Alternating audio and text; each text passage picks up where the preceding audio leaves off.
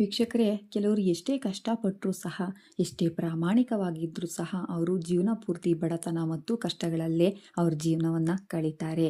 ಆದರೆ ಇನ್ನೂ ಕೆಲವರು ಮಾತ್ರ ಸುಖ, ಶಾಂತಿ ಮತ್ತು ಸಂಪತ್ತಿನಿಂದ ಕೂಡಿರ್ತಾರೆ. ಇದರ ಹಿಂದೆ ಇರುವಂತಹ ರಹಸ್ಯವೇನು, ಇದ್ರ ಬಗ್ಗೆ ನಮ್ಮ ಶಾಸ್ತ್ರ ಪುರಾಣಗಳು ಏನು ಹೇಳುತ್ತೆ ಅನ್ನೋದನ್ನು ಇವತ್ತಿನ ವಿಡಿಯೋದಲ್ಲಿ ನಾನು ನಿಮಗೆ ತಿಳಿಸ್ಕೊಡ್ತಾ ಇದ್ದೀನಿ.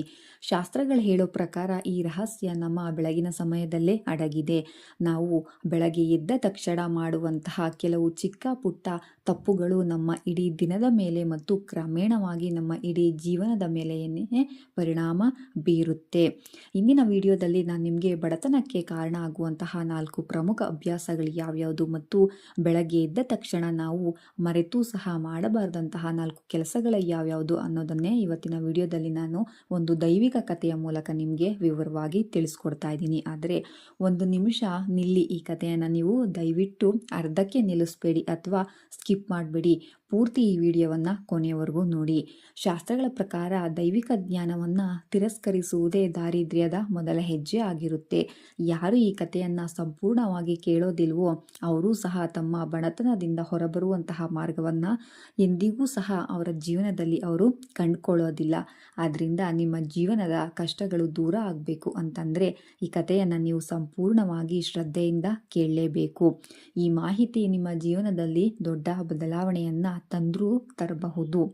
ಒಮ್ಮೆ ವೈಕುಂಠದಲ್ಲಿ ತಾಯಿ ಲಕ್ಷ್ಮೀದೇವಿಯು ತನ್ನ ಪತಿ ಶ್ರೀಹರಿ ವಿಷ್ಣುವಿನ ಬಳಿ ಕೇಳ್ತಾಳೆ, ಸ್ವಾಮಿ, ಭೂಲೋಕದಲ್ಲಿ ನಾನು ಗಮನಿಸ್ತಾನೇ ಇದ್ದೀನಿ, ಕೆಲವರು ತುಂಬ ಧರ್ಮವಂತರು ಆದರೂ ಸಹ ಅವರು ಕಷ್ಟದಲ್ಲಿದ್ದಾರೆ. ಇನ್ನೂ ಕೆಲವರು ಅಷ್ಟೇನು ಶ್ರಮ ಪಡೆದಿದ್ರೂ ಸಹ ತುಂಬ ಸಿರಿವಂತರಾಗಿದ್ದಾರೆ.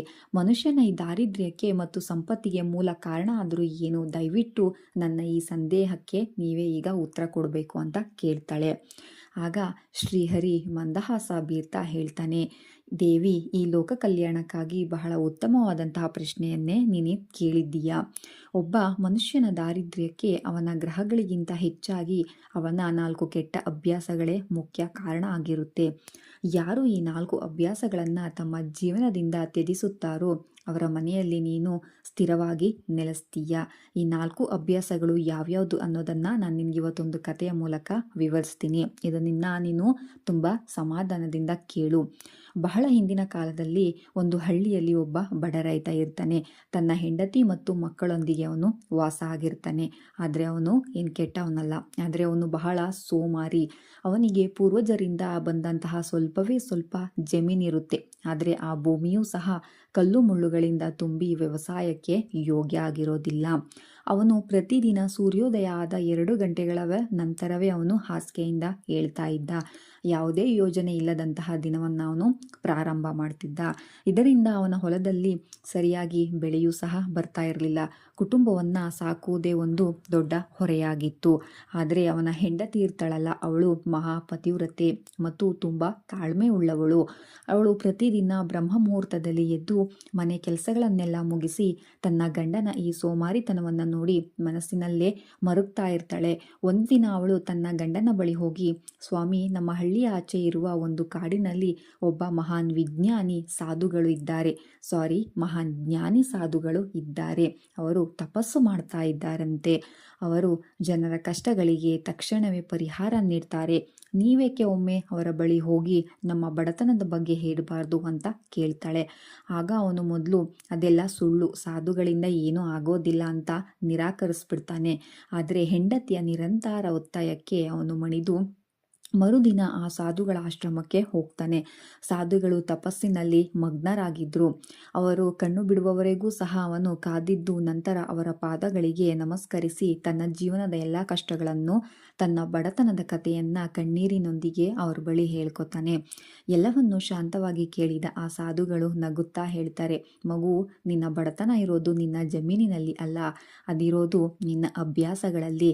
ನಿನ್ನ ಈ ದಾರಿದ್ರ್ಯಕ್ಕೆ 4 ಮುಖ್ಯ ಕಾರಣಗಳಿವೆ. ಆ 4 ಅಭ್ಯಾಸಗಳನ್ನು ನೀನು ಹಿಂದೆ ಬಿಡೋದಾದರೆ ನಿನ್ನ ಬಡತನ ಕೂಡ ನಿವಾರಣೆ ಆಗುತ್ತೆ. ನಾನು ಹೇಳ್ತೀನಿ, ಅದನ್ನು ನೀನು ಪಾಲಿಸ್ತೀಯಾ ಅಂತ ಕೇಳ್ತಾರೆ. ಅದಕ್ಕೆ ಅವನು ತಕ್ಷಣ ಒಪ್ಕೊಳ್ತಾನೆ. ಆಗ ಸಾಧುಗಳು ಹೇಳೋಕ್ಕೆ ಪ್ರಾರಂಭಿಸ್ತಾರೆ. ಮೊದಲನೇದಾಗಿ ಸೋಮಾರಿತನ ಮತ್ತು ತಡವಾಗಿ ಏಳೋದು. ಮಗು, ಯಶಸ್ಸಿನ ಮೊದಲ ಹೆಜ್ಜೆಯೇ ಸೂರ್ಯೋದಯಕ್ಕೆ ಮುಂಚೆ ಹೇಳೋದು. ಯಾವ ಮನುಷ್ಯನು ಸೂರ್ಯೋದಯದ ನಂತರವೂ ಸಹ ಹಾಸಿಗೆಯ ಮೇಲೆ ಮಲಗಿರ್ತಾನೋ ಅವನ ಮನೆಯಲ್ಲಿ ತಾಯಿ ಲಕ್ಷ್ಮಿ ಎಂದಿಗೂ ಸಹ ನೆಲೆಸೋದಿಲ್ಲ. ಸೋಮಾರಿತನವೇ ಬಡತನದ ಮುಖ್ಯ ದ್ವಾರ. ನೀನು ನಾಳೆಯಿಂದಲೇ ಸೂರ್ಯನಿಗಿಂತ ಮುಂಚೆ ಎದ್ದು ನಿನ್ನ ದಿನವನ್ನು ಪ್ರಾರಂಭ ಮಾಡು. ಎರಡನೆಯದಾಗಿ ನಕಾರಾತ್ಮಕ ಆಲೋಚನೆ. ನೀನು ಬೆಳಗ್ಗೆ ಎದ್ದ ತಕ್ಷಣ ಅಯ್ಯೋ ಇಂದು ಮಳೆ ಇಲ್ಲ, ನನ್ನ ಬೆಳೆ ಎಲ್ಲ ಹಾಳಾಗ್ತಾ ಇದೆ, ಈ ಕೆಲಸ ನನ್ನಿಂದ ಇವತ್ತು ಆಗೋದಿಲ್ಲ ಅಂತ ಯೋಚಿಸ್ತೀಯ. ನೀನು ದಿನದ ಪ್ರಾರಂಭದಲ್ಲೇ ಇಂತಹ ನಕಾರಾತ್ಮಕ ಆಲೋಚನೆಗಳನ್ನು ಮನಸ್ಸಿನಲ್ಲಿ ತುಂಬಿಕೊಂಡ್ರೆ ನಿನ್ನ ಇಡೀ ದಿನವೂ ಕೂಡ ನಕಾರಾತ್ಮಕವಾಗಿಯೇ ಇರುತ್ತೆ. ಆದ್ದರಿಂದ ಮನಸ್ಸು ಋಣಾತ್ಮಕ ಶಕ್ತಿಯನ್ನು ಆಕರ್ಷಿಸುತ್ತೆ. ಬದಲಿಗೆ ಎದ್ದ ತಕ್ಷಣ ಇಂದು ಎಲ್ಲವೂ ಸಹ ಒಳ್ಳೆಯದಾಗುತ್ತೆ, ಆ ದೇವರು ನನ್ನೊಂದಿಗಿದ್ದಾನೆ ಅಂತ ಸಕಾರಾತ್ಮಕವಾಗಿ ಯೋಚಿಸು. ಮೂರನೇದಾಗಿ ಶಿಸ್ತು ಇಲ್ಲದಿರೋದು. ನಿನ್ನ ಜೀವನದಲ್ಲಿ ಯಾವುದೇ ಶಿಸ್ತು ಇಲ್ಲ. ಯಾವ ಕೆಲಸಗಳನ್ನು ಯಾವಾಗ ಮಾಡಬೇಕು, ಹೇಗೆ ಮಾಡಬೇಕು ಅಂತ ಯಾವ ಯೋಜನೆಗಳು ಸಹ ನಿನ್ನ ಬಳಿ ಇಲ್ಲ. ಶಿಸ್ತು ಇಲ್ಲದ ಮನುಷ್ಯ ದಡ ಇಲ್ಲದ ನದಿಯಲ್ಲಿರುವ ದೋಣಿಯಂತೆ. ಅವನು ಎಷ್ಟೇ ಪ್ರಯತ್ನ ಪಟ್ಟರೂ ಕೂಡ ಎಂದಿಗೂ ಸಹ ಗುರಿ ತಲುಪಲು ಸಾಧ್ಯ ಆಗೋದಿಲ್ಲ. ನಿನ್ನ ದಿನವನ್ನು ಮೊದಲೇ ಯೋಜಿಸಿಕೊ. ನಾಲ್ಕನೇದು ಸ್ಥಿರತೆ ಇಲ್ಲದಿರೋದು. ಇದರ ಅರ್ಥ ಒಂದು ಕೆಲಸವನ್ನು ಪೂರ್ಣಗೊಳಿಸ್ತೇನೆ, ಇನ್ನೊಂದು ಕೆಲಸಕ್ಕೆ ನೀನು ಕೈ ಹಾಕ್ಬಿಡ್ತೀಯ. ನೀನು ಹೊಲದಲ್ಲಿ ಒಂದು ಬೀಜವನ್ನು ನೆಡ್ತೀಯ, ಅದು ಮೊಳಕೆ ಒಡೆಯೋ ಮುನ್ನವೇ ತಾಳ್ಮೆ ಕಳೆದುಕೊಂಡು ಇನ್ನೊಂದು ಜಾಗದಲ್ಲಿ ಮತ್ತೊಂದು ಬೀಜವನ್ನು ನೆಡ್ತೀಯ. ಹಳೆಯದನ್ನು ಪಾಲನೆ ಮಾಡೋದನ್ನೇ ಮರ್ತು ಬಿಡ್ತೀಯ. ಹೀಗೆ ಮಾಡಿದ್ರೆ ಯಾವ ಕೆಲಸವೂ ಸಹ ಪೂರ್ಣಗೊಳ್ಳೋದಿಲ್ಲ, ಯಾವ ಫಲವೂ ಸಹ ನಿನಗೆ ಸಿಗೋದಿಲ್ಲ.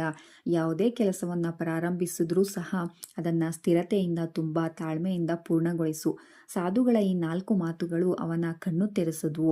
ಅವನಿಗೆ ತನ್ನ ತಪ್ಪುಗಳ ಅರಿವಾಯಿತು. ಅವನು ಸಾಧುಗಳಿಗೆ ವಂದಿಸಿ ಅಂದಿನಿಂದಲೇ ತನ್ನ ಜೀವನವನ್ನು ಬದಲಾಯಿಸ್ಕೊಳ್ತಾನೆ. ಪ್ರತಿದಿನ ಸೂರ್ಯೋದಯಕ್ಕೆ ಮುಂಚೆ ಹೇಳ್ತಾನೆ. ತನ್ನ ಜಮೀನನ್ನು ಶ್ರದ್ಧೆಯಿಂದ ಶಿಸ್ತಿನಿಂದ ಹದ ಮಾಡಲು ಮತ್ತು ಯಾವಾಗಲೂ ಸಕಾರಾತ್ಮಕವಾಗಿ ಯೋಚಿಸಲು ಪ್ರಾರಂಭಿಸ್ತಾ. ಕೆಲವೇ ವರ್ಷಗಳಲ್ಲಿ ಅವನ ಕಲ್ಲು ಮುಳ್ಳಿನ ಜಮೀನು ಹಚ್ಚ ಹಸಿರಿನಿಂದ ಕಂಗೊಳಿಸ್ತಾ ಇತ್ತು. ಅವನ ಬಡತನ ಸಂಪೂರ್ಣವಾಗಿ ದೂರವಾಗಿ ಅವನು ತನ್ನ ಕುಟುಂಬದೊಂದಿಗೆ ಸಂತೋಷದ ಮತ್ತು ನೆಮ್ಮದಿಯ ಜೀವನವನ್ನು ನಡೆಸ್ತಾನೆ. ಶ್ರೀಹರಿಯ ಈ ಕಥೆಯನ್ನು ಮುಗಿಸಿ ಲಕ್ಷ್ಮಿಗೆ ಹೇಳ್ದ, ನೋಡ್ದ್ಯಾ ದೇವಿ, ಆ 4 ಕೆಟ್ಟ ಅಭ್ಯಾಸಗಳನ್ನು ಬಿಟ್ಟ ತಕ್ಷಣ ಆ ರೈತನ ಜೀವನ ಹೇಗೆ ಬದಲಾಯಿತು. ಇದೇ ಮನುಷ್ಯನ ಬಡತನ ಮತ್ತು ಸಂಪತ್ತಿನ ರಹಸ್ಯ. ಸ್ನೇಹಿತರೆ, ಶ್ರೀಹರಿ ಹೇಳಿದ ಈ ಕಥೆಯು ಬಡತನಕ್ಕೆ ಕಾರಣವಾಗುವಂತಹ ನಮ್ಮ ಅಭ್ಯಾಸಗಳ ಬಗ್ಗೆ ನಿಮಗೆ ತಿಳಿಸ್ತು. ಆದರೆ ನಮ್ಮ ವಾಸ್ತುಶಾಸ್ತ್ರ ಮತ್ತು ಹಿರಿಯರ ಅನುಭವದ ಪ್ರಕಾರ ಬೆಳಗ್ಗೆ ಎದ್ದ ತಕ್ಷಣ ನಾವು ನೋಡಬಾರದ ಕೆಲವು ವಸ್ತುಗಳು ಮತ್ತು ಮಾಡಬಾರದ ಕೆಲವು ಕೆಲಸಗಳು ಇವೆ. ಇವುಗಳನ್ನು ಮಾಡೋದ್ರಿಂದ ನಮ್ಮ ದಿನದ ಮೇಲೆ ತಕ್ಷಣವೇ ನಕಾರಾತ್ಮಕ ಪರಿಣಾಮ ಬೀರುತ್ತೆ. ಆ 4 ಪ್ರಮುಖ ಕೆಲಸಗಳು ಯಾವ್ಯಾವುದು ಅನ್ನೋದನ್ನು ಈಗ ನೋಡೋಣ. ಬೆಳಗ್ಗೆ ನಿದ್ರೆಯಿಂದ ಎದ್ದ ತಕ್ಷಣ ಎಂದಿಗೂ ಸಹ ಕನ್ನಡಿಯಲ್ಲಿ ನಿಮ್ಮ ಮುಖವನ್ನು ನೋಡಬೇಡಿ. ಶಾಸ್ತ್ರಗಳ ಪ್ರಕಾರ ನಾವು ನಿದ್ರೆಯಿಂದ ಎದ್ದಾಗ ನಮ್ಮ ದೇಹದಲ್ಲಿ ತಮಾಸಿಕ ಮತ್ತು ನಕಾರಾತ್ಮಕ ಶಕ್ತಿಗಳು ತುಂಬಿರುತ್ತೆ. ನಮ್ಮ ಮುಖದ ಮೇಲೆ ಆಯಾಸ ಮತ್ತು ಜಡತ್ವ ಇರುತ್ತೆ. ಕನ್ನಡಿಯಲ್ಲಿ ಅದೇ ಮುಖವನ್ನು ನೋಡೋದ್ರಿಂದ ಆ ನಕಾರಾತ್ಮಕ ಶಕ್ತಿಯೇ ನಮ್ಮೊಳಗೆ ಮತ್ತೆ ಪ್ರವೇಶಿಸುತ್ತೆ. ಬದಲಿಗೆ ಎದ್ದ ತಕ್ಷಣ ನಿಮ್ಮ 2 ಅಂಗೈಗಳನ್ನು ಜೋಡಿಸಿ ಕರಾಗ್ರೆ ವಸತೆ ಲಕ್ಷ್ಮಿ ಎಂಬ ಶ್ಲೋಕವನ್ನು ಹೇಳುತ್ತಾ ಅಂಗೈಯನ್ನು ನೋಡಿ ಅಥವಾ ನಿಮ್ಮ ಇಷ್ಟದೇವರ ಫೋಟೋವನ್ನು ನೋಡಿ. ರಾತ್ರಿ ಊಟವಾದ ನಂತರ ಅಡುಗೆ ಮನೆಯ ಸಿಂಕ್ನಲ್ಲಿ ತೊಳೆಯದ ಕೊಳಕು ಪಾತ್ರೆಗಳನ್ನು ಎಂದಿಗೂ ಸಹ ಬಿಡಬೇಡಿ. ಅಡುಗೆ ಮನೆಯಲ್ಲಿ ತಾಯಿ ಅನ್ನಪೂರ್ಣೇಶ್ವರಿ ಮತ್ತು ಲಕ್ಷ್ಮೀದೇವಿ ನೆಲೆಸಿರ್ತಾರೆ.